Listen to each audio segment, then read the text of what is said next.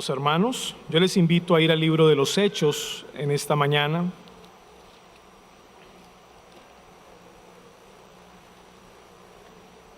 Y vamos a estar en el capítulo 5, en el versículo 12 hasta el versículo 16. Libro de los Hechos, capítulo 5, versículo 12 al versículo 16. Leo para ustedes la palabra de Dios.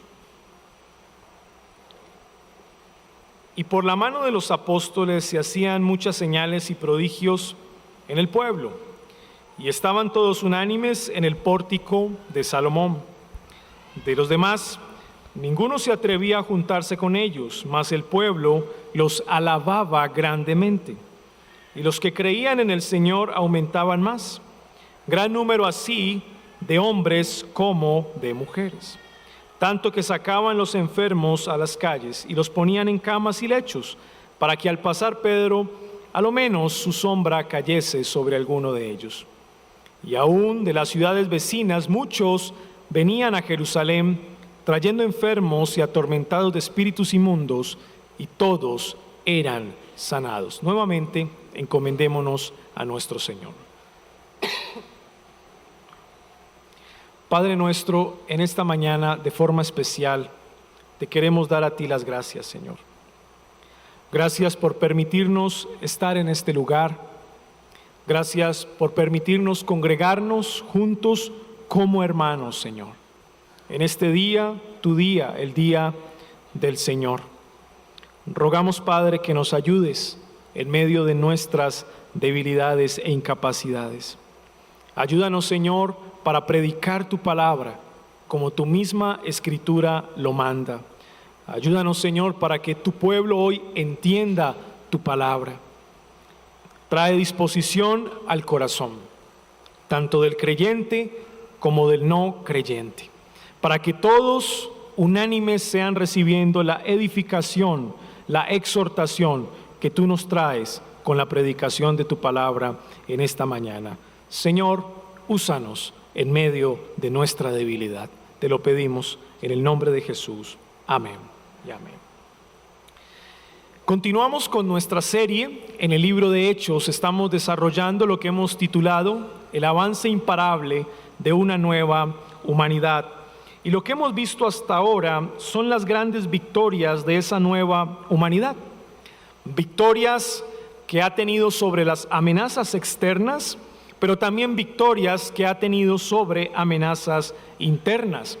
Amenazas externas como el Sanedrín judío, frente a los principales sacerdotes y a los ancianos que constituían dicho consejo o dicho Sanedrín. Pero también el Señor ha traído victoria sobre amenazas internas. El Señor les ha dado victoria sobre el temor a la hora de predicar la palabra de Dios. El Señor les ha dado victoria sobre el individualismo, ya que esta es una comunidad cristiana de personas que han sido llamadas eficazmente por Dios. Victorias sobre el materialismo, ya que esta es una comunidad de bienes en las cuales, como evidencia del fruto del Espíritu Santo, comparten sus bienes mutuamente.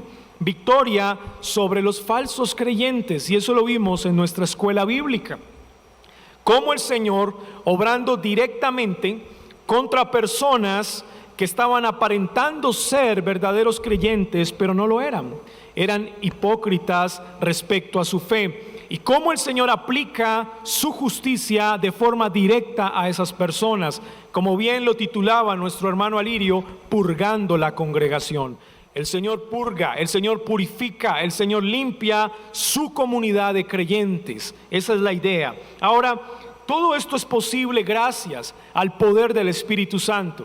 Nosotros no podemos intentar comprender el desarrollo del avance imparable de la nueva humanidad sin entender la obra poderosa del Espíritu Santo que va guiando ese avance imparable de la nueva humanidad.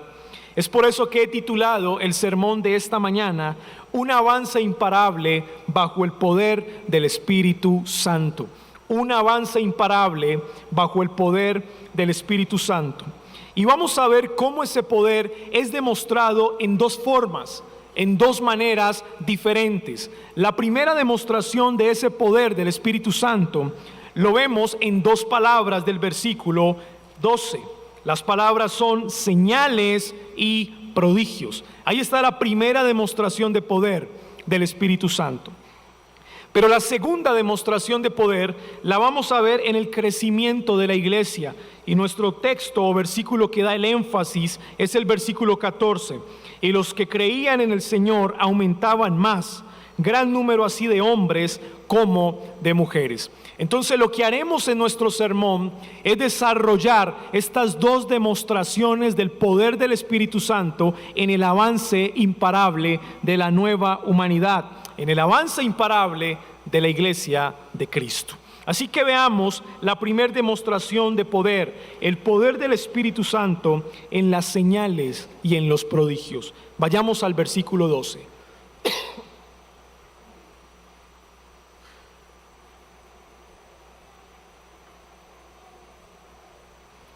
Dice la palabra de Dios: y por la mano de los apóstoles se hacían muchas señales y prodigios en el pueblo. Bueno, la verdad, mis amados hermanos, es que los apóstoles eran instrumentos de Dios para mostrar el poder. Ahora, ¿el poder de parte de quién? Realmente, ¿quién es la fuente de autoridad o quién es la fuente de ese poder? No son los mismos apóstoles. La fuente de ese poder es el Espíritu Santo de Dios. Ellos son instrumentos débiles de un Dios poderoso. Ellos son instrumentos pequeños de un Dios grande. Esa es la idea. Así que no es obra de los apóstoles, son simplemente instrumentos de Dios por los cuales el Espíritu Santo demuestra su poder al pueblo. Así que estas señales y prodigios confirman la predicación del evangelio que están dando los apóstoles. Miren esto. Cuando nuestro Señor Jesucristo visitó esta tierra por primera vez, su primera venida, el Dios hecho carne, hecho hombre, nuestro Señor testificó, predicó el evangelio de su reino. Eso fue lo que Él hizo. Exhortó a los pueblos para que vinieran en un verdadero arrepentimiento y confesasen sus pecados delante de Él. Pero cada una de estas palabras de Cristo fue confirmada por milagros, por señales y prodigios. Claro que sí, porque los profetas del Antiguo Testamento habían hablado de aquel que ha de venir como Mesías y que no solamente traería un mensaje de salvación, sino también confirmaría dicho mensaje a través de señales, prodigios y milagros. Y es por esa razón que nuestro Señor Jesucristo, durante sus 3 años de ministerio, hizo esas señales, prodigios y milagros, confirmando así su misma predicación. Ahora piensen en esto. Si los apóstoles de Jesucristo, y la palabra apóstol significa aquel que es embajador de, o aquel que es enviado por Cristo para predicar su mensaje, entonces estos embajadores, estos apóstoles debían confirmar su mensaje, la predicación del evangelio a través de señales y de prodigios. Pero también tenemos que entender que estas señales y prodigios son signos de un apóstol. Bueno, eso es lo que el apóstol Pablo dice en 2 de Corintios capítulo 12, versículo 12. Con todo, las señales de apóstol han sido hechas entre vosotros en toda paciencia, por señales, prodigios y milagros. Y añade el autor a los Hebreos en el capítulo 2, versículo 3 al 4, ¿cómo escaparemos nosotros si descuidamos una salvación tan grande? La cual, habiendo sido anunciada primeramente por el Señor, nos fue confirmada por los que la oyeron, testificando Dios juntamente con ellos con señales y prodigios y diversos milagros y repartimientos del Espíritu Santo según su santa voluntad. Así que es claro por el testimonio del Nuevo Testamento cómo estas señales y prodigios de las cuales habla nuestro texto están dirigidas para confirmar, están siendo establecidas en los inicios de la comunidad cristiana para confirmar la predicación del evangelio de Cristo en boca de los apóstoles y para confirmar el ministerio apostólico. Esa es la idea aquí. Ahora, también tengo que decir que estas señales y prodigios son la respuesta a la oración que había levantado la iglesia. ¿Recuerdan versículos antes cómo Pedro y Juan habían sido amenazados por el Sanedrín, por los principales sacerdotes y por los ancianos? Ellos les habían amenazado para que no siguieran predicando el evangelio del reino y habían cuestionado su fuente de autoridad por la cual hacían señales y prodigios. ¿Cuál fue la oración de la iglesia? La iglesia levanta una oración con una súplica particular, pidiendo confianza y valor, o en otras palabras, pidiendo denuedo para que continuaran avanzando el reino. Pero no solamente esa fue la súplica. Miren el versículo 30 del capítulo 4. La iglesia en Jerusalén también levanta su oración y dice: mientras extiendes tu mano, le dicen al Señor, para que se hagan sanidades y señales y prodigios mediante el nombre de tu santo Hijo Jesús.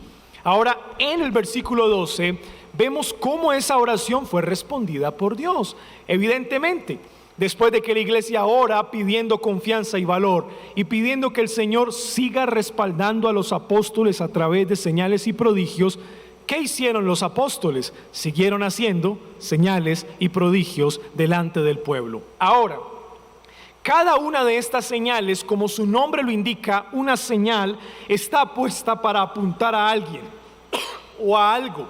En este caso, esa señal está puesta para apuntar la deidad de Jesucristo. Recuerden, los judíos negaban que Jesús era Dios. Ellos no podían aceptar que éste había sido enviado por Dios como su hijo, porque al aceptar que era hijo de Dios, al mismo tiempo lo estaban declarando Dios. Así que ellos no iban a aceptar que este tal Jesús había sido enviado por Dios para negar que no era hijo de Dios. Y si negaban que no era hijo de Dios, entonces negaban la divinidad de Jesús. En otras palabras, simplemente quedaba reducido a ser un hombre común y corriente de la época. Sin embargo, a través de estas señales y prodigios, lo que los apóstoles estaban expresándole al pueblo era que aquel que ellos habían crucificado, aquel que ellos habían vituperado, seguía manifestándose poderosamente en estos hombres que eran comunes y corrientes, pescadores en aquella época, pero con gran poder, porque cada uno de los milagros y de los prodigios los hacían en el nombre de Jesús. Cada vez que ellos mencionaban el nombre de Jesús, traía a la memoria de los judíos que habían crucificado a Jesús como que no estaba muerto, sino que verdaderamente había resucitado y estaba vivo en medio del pueblo a través de sus apóstoles.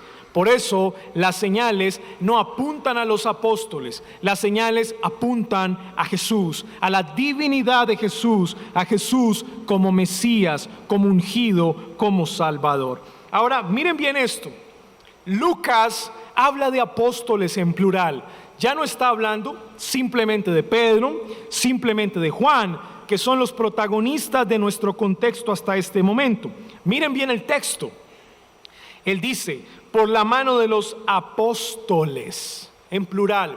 Claro, era necesario que todos los apóstoles participaran de esta confirmación, pues todos ellos habían sido llamados por Dios y hasta este momento pues eran 12 apóstoles. No solamente Pedro, no solamente Juan, sino que también Felipe, también Andrés, también Bartolomé, también Tomás, también Jacobo, hijo de Zebedeo, también Jacobo, hijo de Alfeo, también Mateo, el publicano, también Simón el cananista, también Tadeo, también Pedro, también Juan y por supuesto también Matías, que había reemplazado a Judas Iscariote. En cada uno de estos apóstoles se veía la manifestación del poder del Espíritu Santo. Bueno, era de esperarse, eran sus apóstoles. Ahora miren el resultado de esta obra poderosa del Espíritu Santo. Versículo 15. Tanto que sacaban los enfermos a las calles y los ponían en camas y lechos para que al pasar Pedro, a lo menos su sombra cayese sobre alguno de ellos. Salían todos los enfermos, y la expresión los ponían en camas y en lechos quiere decir salían los ricos, que dormían en unas camas muy cómodas, pero también salían los pobres que tenían sus incómodos lechos. Esa es la expresión aquí. Tanto los enfermos que estaban ricos, que eran ricos, los enfermos que eran pobres, todos salían a las calles para recibir un milagro de estos hombres. Realmente era el Espíritu Santo atrayendo al pueblo hacia Él a través de estas señales. Y recuerden esto, recuerden muy claro, la señal apunta a Jesucristo.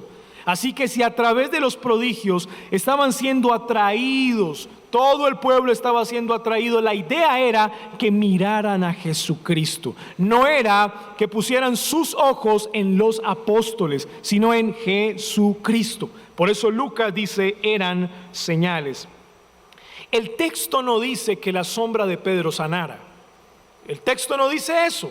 El texto dice, era que las personas esperaban que tan siquiera la sombra de Pedro cayera sobre alguno de ellos. No dice que la sombra de Pedro sanara. Ahora, ¿por qué esta idea de que tan siquiera la sombra de Pedro cayera sobre alguno de ellos? Porque era una antigua creencia oriental, hacía parte de las fantasías orientales de las sombras de las personas. Pues ellos creían que la sombra misma representaba a la persona. Ahora, realmente el hecho aquí, hermanos, no es enfocarnos en la sombra y en las fantasías orientales.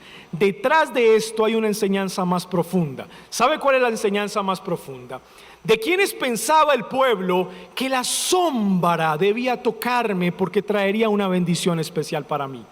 El pueblo esperaba la sombra de una persona que tenía buen nombre o que era reconocida como enviada por Dios. O sea que cuando Lucas describe que estas personas esperaban que tan siquiera la sombra de Pedro cayese sobre ellos, lo que está queriendo decir Lucas era que el pueblo a estas alturas ya estaba reconociendo a los apóstoles como enviados de Dios. A estas alturas estaban viendo la fama y el buen nombre de los apóstoles, especialmente de Pedro. Eso es lo que significa. Ahora, miren esto, versículo 26.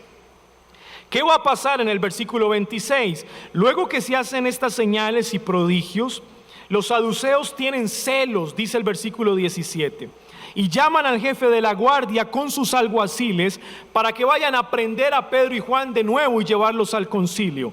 Pero miren detenidamente la última parte del versículo 26, mírenla bien. Y los trajo sin violencia, porque temían ser apedreados por el pueblo. ¿Cómo estaba el pueblo de abocado a los apóstoles? ¿Cómo estaba la gran mayoría del pueblo con los apóstoles, que a las mismas autoridades religiosas de la época les daba miedo capturarlos públicamente para que el pueblo no los apedreara? Imagínense en el impacto de estas señales y de estos prodigios en el pueblo. Era un impacto muy grande, hermanos, era una obra del Espíritu Santo. Es una demostración del poder del Espíritu Santo. Versículo 16. Y aún de las ciudades vecinas, muchos venían a Jerusalén. No solamente Jerusalén, capital de Judea, sino en toda la provincia de Judea, empezaron a visitar a Jerusalén. Algo está pasando en Jerusalén, algo está pasando que nosotros no dejamos, no podemos pasar por alto.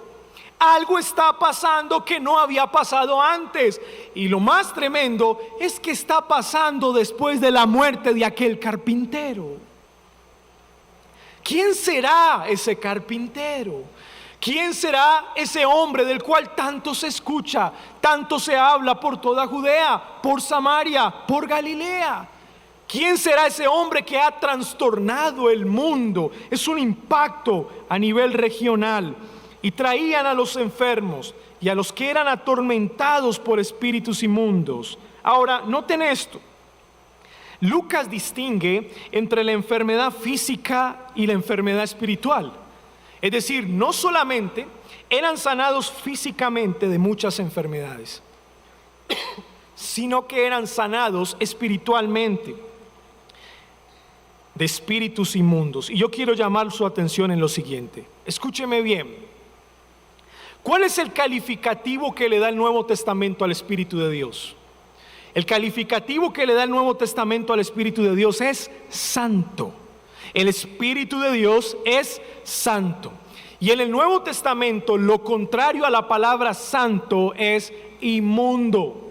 Todo aquel que es santo, santifíquese más, y el que sea inmundo, entonces húndase más en su inmundicia.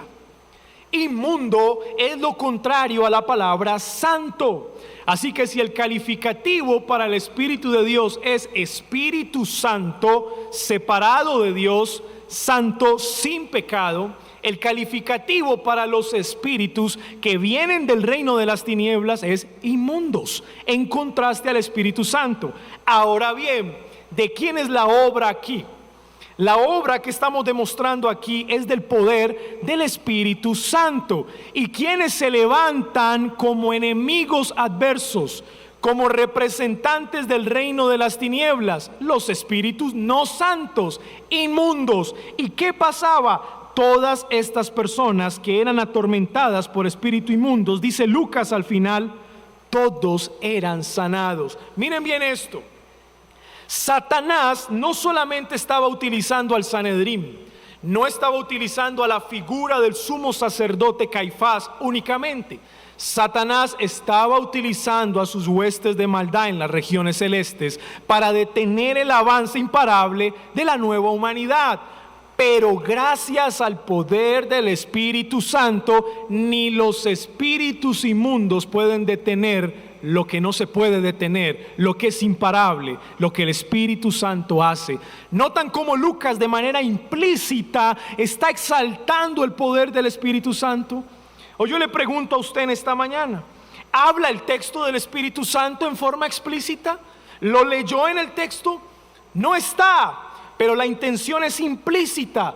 Cada vez que él presenta a los espíritus inmundos como que están huyendo de las personas, está exaltando al Espíritu Santo como aquel en su poderosa obra los está venciendo y está confirmando el avance imparable de la nueva humanidad. Ahora miremos la segunda demostración de poder del Espíritu Santo en el crecimiento de la iglesia. Regresemos al versículo 12. Versículo 12, parte B. Y estaban todos unánimes en el pórtico de Salomón. Esta parte B del versículo 12 la podemos unir con el versículo 11. Leámoslo así. Y vino gran temor sobre toda la iglesia y sobre todos los que oyeron estas cosas. 12b. Y estaban todos unidos en el pórtico de Salomón. La razón por la cual permanecían unidos era porque el Señor había purificado a la comunidad cristiana. Ahora miren bien el orden. El Señor trae su disciplina o su castigo a los falsos creyentes que están en la comunidad cristiana. El Señor purifica a su pueblo, y luego que el Señor purifica a su pueblo, entonces su pueblo se fortalece en unidad. ¿Cuándo una iglesia se fortalece en unidad? Cuando la iglesia es purificada por parte de Dios. Es por eso que uno de los objetivos de la disciplina eclesiástica es fortalecer la unidad de la iglesia. Ahora piensen en esto. Si el Señor ha purificado a la comunidad cristiana, ahora la comunidad cristiana por eso están unidos en el pórtico de Salomón. Su unidad ha sido fortalecida, pero una iglesia que no ha fortalecido su unidad no puede tener un crecimiento saludable. Esa es la idea. ¿Puede tener crecimiento de muchas maneras? Por supuesto que sí, pero no un crecimiento saludable. Una iglesia que es purificada permanece unida, y una iglesia que permanece unida crece saludablemente. Ahora, estaban en el pórtico de Salomón. ¿Recuerdan más o menos la estructura del templo de Salomón? Templo, por cierto, que fue reconstruido por el rey Herodes unos años antes del nacimiento de nuestro Señor Jesucristo. Tenía más o menos una estructura rectangular. Las murallas que estaban al occidente y al oriente eran más largas, las que estaban al norte y al sur eran más cortas. Eran los muros externos. Dentro de los muros externos estaba el templo. Así que cuando una persona cruzaba por las murallas más largas, las murallas externas, lo primero que se encontraba era el patio de los gentiles dentro de esas murallas. Luego encontraba otra separación rectangular donde los gentiles no podían atravesar hacia el templo, solamente los judíos. Ahora, ¿cuál es el pórtico de Salomón? Es una de esas dos murallas externas alargadas que el mismo rey Salomón había levantado con una hermosa decoración y adornos para aquel tiempo. Por eso se siguió llamando pórtico de Salomón, a pesar de que fue el rey Herodes quien lo reconstruyó. Todas las personas para ingresar al patio de los gentiles, ¿a qué no saben por dónde tenían que pasar? Todas las personas tenían que pasar por el pórtico de Salomón. Esa era la vía más rápida para el patio de los gentiles. Ahora noten bien esto. ¿Dónde estaban reunidos los apóstoles y los primeros creyentes? Estaban reunidos unánimes en el pórtico de Salomón, en el lugar más visible del pueblo. Y si usted hasta ahora se pregunta, hombre, ¿por qué es que las autoridades religiosas se enteran tan rápido que estos hombres están predicando el evangelio? Bueno, ¿cómo no se van a enterar si están predicando el evangelio en el pórtico más importante para ingresar al patio de los gentiles? Todo el mundo sabía quiénes estaban predicando el evangelio y quiénes estaban uniendo a dicho movimiento. Es por eso que en los versículos siguientes el Sanedrín tiene celos y nuevamente los capturan. Ahora el Señor está utilizando este punto de manera estratégica. Es el punto por donde pasan judíos, pero también por donde pasan gentiles. El Señor estratégicamente le da importancia al pórtico de Salomón. Es allí donde mi nombre está siendo predicado, donde tanto judíos, y escúchelo bien, y gentiles escucharán el evangelio. Miren qué importante la ubicación geográfica donde se está predicando. Ahora, todos estaban unidos allí, pero mire lo que dice el versículo 13. De los demás. ¿Y quiénes eran esos demás? Bueno, ninguno de esos se atrevía a juntarse con ellos, mas el pueblo los alababa grandemente. Estos demás eran personas que no estaban del todo convencidas con su fe. Claro, ¿qué había ocurrido anteriormente? El Señor le había dado un trato directo a falsos creyentes, matándolos. Ahora que no saben cómo se fue regando esta historia, ¿no? Ya todos sabían lo que había ocurrido con esta comunidad cristiana. Todos sabían en el Dios de los cristianos cómo trata a los hipócritas. Así que había un fuerte temor en parte del pueblo para no unirse a la comunidad cristiana. ¿Saben por qué? Porque unirse a la comunidad cristiana trae un precio, trae un costo, un compromiso total que no todas las personas quieren pagar. Y estos que son los demás, pues lo entienden muy bien. Ellos no quieren tomar decisiones rápidas porque no quieren caer en las manos de la ira de Dios. No quieren caer en las manos de la ira de Dios. Ahora, solo los verdaderos creyentes están siendo añadidos aquí. Y son los verdaderos creyentes, como lo dice el versículo 13b, son ellos los que están alabando grandemente la obra de los apóstoles. Porque un verdadero creyente, un corazón verdaderamente arrepentido, se une a la comunidad, cueste lo que le cueste, mis hermanos. ¿Sí está escuchando eso? Un corazón verdaderamente arrepentido se une a la comunidad cristiana, cueste lo que les cueste.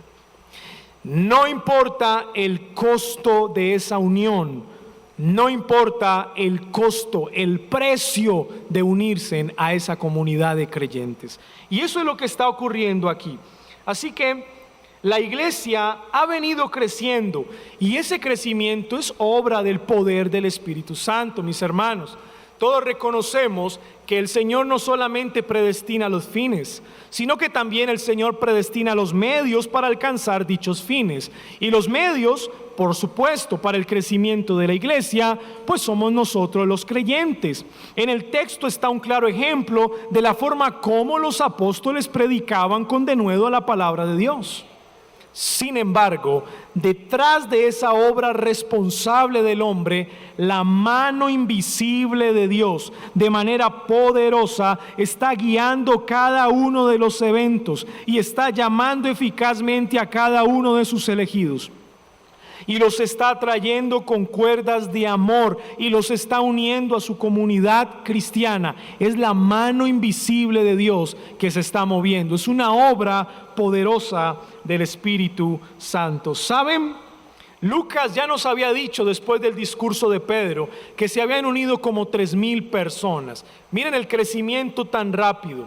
Luego, después de que el mismo Pedro había predicado en el pórtico de Salomón, se unieron como 5,000 personas, sin contar las mujeres y los niños, o sea, más o menos 8,000 a 9,000 personas. Ahora, Lucas no cuenta el número, ha perdido el número. La iglesia está creciendo tan rápidamente que Él ya no nos dice a nosotros cuántos. Miren el versículo 14. Y los que creían en el Señor aumentaban más, gran número así de hombres, y por primera vez menciona a las mujeres. Por primera vez.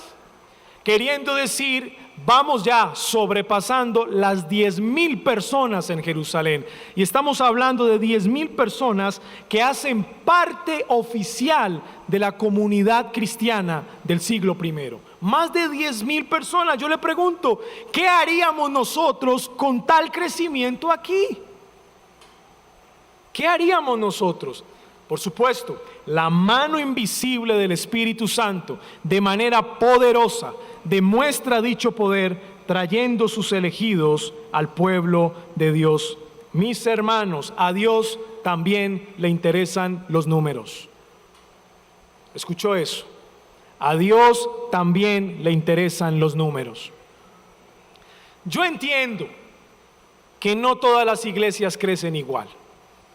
Yo entiendo que hay iglesias numéricamente más pequeñas que otras y hay unas más grandes que otras. Eso se entiende. Pero que no se diga que Dios no tiene mucho pueblo que salvar. Por supuesto que sí. Y por supuesto que hay muchas personas que fueron elegidas antes de la fundación del mundo que todavía no han llegado a sus pies. Pero llegarán mis hermanos, sea en esta congregación, sea en otras congregaciones que el Señor en su santa voluntad utilice. Pero que no se diga que al Señor no le interesan los números. No estamos diciendo que el crecimiento numérico es lo más importante, no necesariamente. Pueden haber muchos, pero pueden ser falsos creyentes. Pero lo que sí estamos diciendo es que a Él sí le interesan los números. Y es por esa razón que la doctrina de la soberanía de Dios en el siglo XVI fue el principal motor que sacudió los corazones de los primeros evangelistas. Fue por esa razón que el pueblo se fue a las calles a predicar el evangelio. Es por esa razón que Juan Calvino, acompañado de Guillermo Farel, tenían que resistir a los libertinos para no darles la cena del Señor públicamente. Ellos entienden que el Señor está llamando a su pueblo cada vez más, a su congregación, y que nosotros debemos ser diligentes en predicar y anunciar su evangelio. No son lo más importante los números, pero a Dios sí le interesan los números. Lucas lo dice. Así que, mis amados hermanos, la cristología en nuestro texto creo que es muy clara. ¿Y por qué es muy clara? Porque las señales y los prodigios no tienen otro propósito sino apuntar a Jesucristo. Mírenlo bien, cada una de estas señales y prodigios apuntan a Jesucristo como Dios. Pero también podemos ver en el crecimiento de la iglesia. Es posible, y noten con detenimiento el versículo 14, es posible el crecimiento por los que creían en el Señor. Los que creían en el Señor. ¿Y quién da la fe? La fe es un don de Dios. Dios mismo, su Espíritu Santo, pone el don de fe en aquel que ha sido llamado de forma eficaz. Ahora, ellos estaban depositando toda su confianza en el Kyrios, en el soberano Señor de los cielos y de la tierra, quien gobierna todas las cosas y quien tiene absoluta autoridad sobre todas las cosas.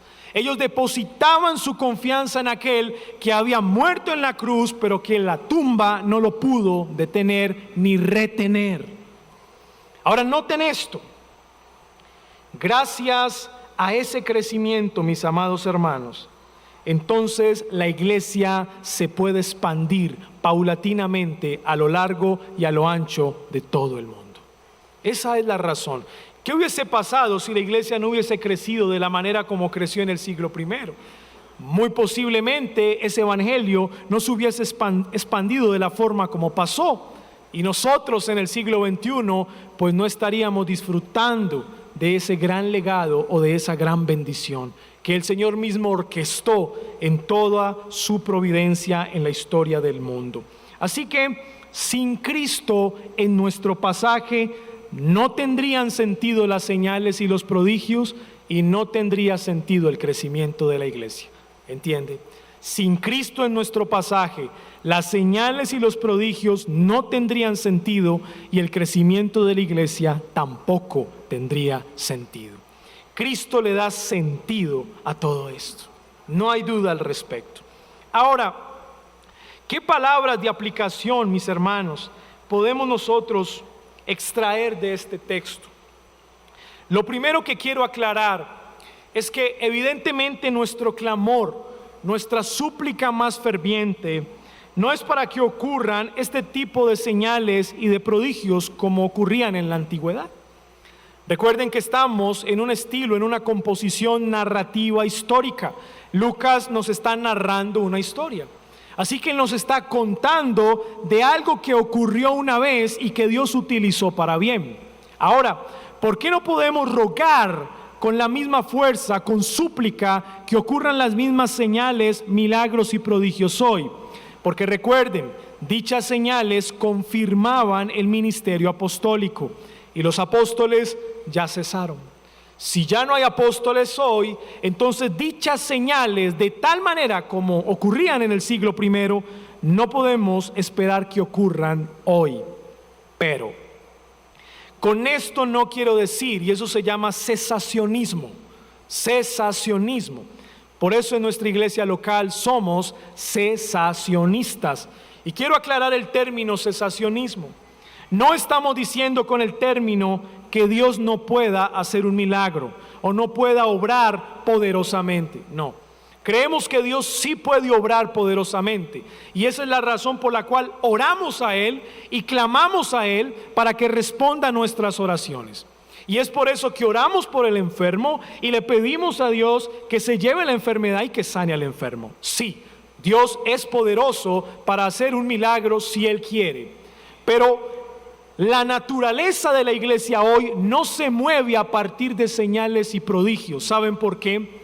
Porque hay un milagro que es mucho más grande que las señales y prodigios, y es el milagro que ha permanecido a lo largo de toda la historia de la humanidad en el avance de la iglesia, y se llama el nuevo nacimiento.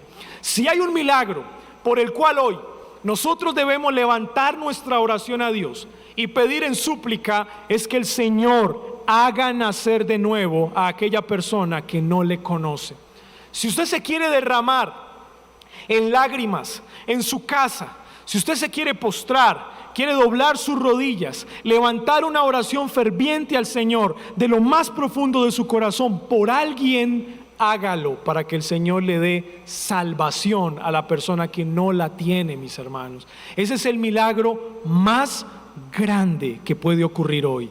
Y ese es el milagro por el cual hoy nosotros debemos clamar como iglesia. Nuestras oraciones congregacionales deben estar dirigidas al milagro del nuevo nacimiento. Eso es claro. Ahora, también tengo que decirles lo siguiente. El hecho de que hayan un grupo de personas que no se hayan unido a la comunidad cristiana en el siglo I, y Lucas dice de los demás, tal vez no estaban muy convencidos en su fe, o tal vez se estaban dando cuenta que no eran verdaderos creyentes y les podía pasar lo mismo que le pasó a Ananías y a Zafira. Ahora, ¿qué nos enseña esta reacción de las personas? Que el cristianismo genuino demanda un compromiso total, mis hermanos. Escuche bien, el cristianismo no es una moda, mis hermanos. Está bien que a través de la libertad religiosa de la Constitución de 1991, eso nos trajo aspectos positivos para hoy llamarnos evangélicos en Colombia. Y está bien, pero también tiene sus aspectos negativos. Y parte de los aspectos negativos es fruto de lo que llamamos hoy sincretismo. ¿Y qué significa la palabra sincretismo? Mezcla indiscriminada de creencias. Ya en nuestros días cualquiera dice ser cristiano. Es por eso que una oración de fe pública hoy no tendría sentido. ¿Recuerdan cuando entraban los soldados romanos a las congregaciones del siglo I y les decían a todos: César istin Kyrios, confiesa que César es tu Señor? Pero ellos, su confesión de fe era supremamente relevante, porque si ellos decían no, Jesús istin Kyrios, Jesús es el Señor, entonces inmediatamente venía sobre ellos la muerte. Pero hoy ese análisis, mis hermanos, no ocurre lo mismo hoy. Hoy a ninguna persona la están amenazando de muerte si confiesa a Jesucristo como Salvador. Es más, se ha vuelto de moda ser cristiano. Si alguien tiene alguna necesidad en el barrio o algún familiar te conoce que eres cristiano y sabe que eres cristiano, te llama para que ores por él. Usted que es cristiano, usted que Dios sí lo escucha, ore por favor por mí. Hoy el cristianismo es una moda, pero mis hermanos, el texto nos enseña que el cristianismo en el siglo XXI no es una moda. Es para personas que tienen un compromiso total con Jesucristo. ¿Y sabe qué significa eso? Que tiene un costo, tiene un precio. Ser reformado no es una moda. No consiste en llevar una camiseta con el nombre de Jesucristo, de que yo creo en Jesús. No consiste tampoco en tatuarse el nombre de Jesús sobre tu piel. Consiste en llevarlo tatuado en tu corazón. Es lo más importante. Así que la convicción profunda del por qué yo soy un cristiano, del por qué confieso mi fe reformada, se debe demostrar a través de mi propia vida. En todo mi caminar cristiano, la reforma primeramente mi corazón. Y cuando hablo de reforma, estoy hablando porque Dios un día formó su verdad y formó su evangelio, pero su evangelio fue deformado por los falsos creyentes y levantó instrumentos débiles, pero con su poder en el siglo XVI, para reformar lo que los hombres habían deformado. Y eso es lo que nosotros hoy defendemos. Y por eso hacemos un llamado de compromiso total a un verdadero cristianismo en el siglo XXI y a una verdadera reforma en el siglo XXI, una reforma de corazón. Lucas 9:57 dice: las zorras tienen guaridas, las aves tienen nidos, pero el Hijo del Hombre no tiene dónde recostar su cabeza. Y algunos dijeron: Señor, queremos seguirte, pero espérame, primero entierro a mis padres. Y Él les dijo: así deja que los muertos entierren a los muertos. Y otro dijo: por favor, permíteme tan siquiera yo me despida. Ninguno que ponga su mano en el arado y mira hacia atrás es digno de entrar en el reino de los cielos. Esas son las palabras de Jesús. Mateo 10:32-39 también nos dice: cualquiera que confiese al Señor Jesucristo delante de los hombres, Él también los confesará delante del Padre. Pero cualquiera que le niegue delante de los hombres, Él también le negará. ¿Saben por qué? Porque Él ha venido a traer espada y no paz sobre la tierra, a poner en contra a la madre contra su hijo contra su padre, a la nuera contra su suegra. Esa es la realidad del evangelio. El que ama más a su padre y padre que a mí no es digno de mí.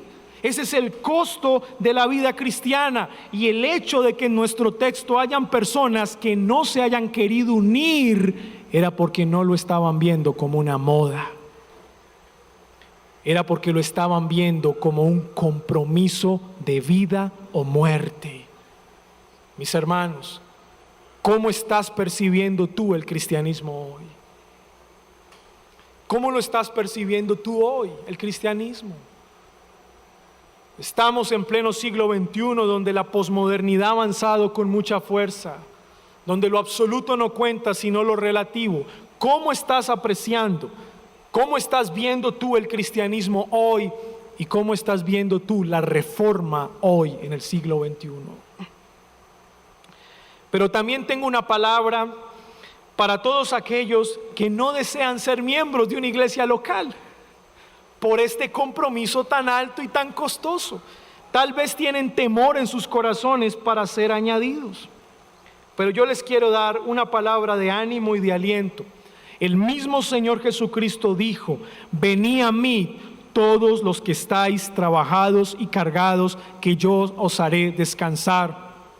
Aprended de mí, que soy manso y humilde de corazón. Mi yugo es fácil y ligera mi carga. Mi hermano, si crees que el cristianismo realmente tiene un costo muy alto, Jesucristo ya pagó ese costo por ti. Entiende eso. Está bien que nuestra perspectiva del cristianismo es muy alta y es un compromiso total, pero es un compromiso total que llevamos de la mano de nuestro Señor Jesucristo. Miren, no caminamos este evangelio solos, porque si fuera que caminásemos solos, sería supremamente duro para nosotros y difícil de llevar. Pero no se convierte el evangelio en una carga, porque Cristo va de nuestro lado, mi hermano. Cristo va de tu mano. Así que yo te animo hoy a que no temas a hacerte miembro de una iglesia local, a que no temas a comprometerte totalmente para servir a tu Señor. No temas, Cristo está contigo.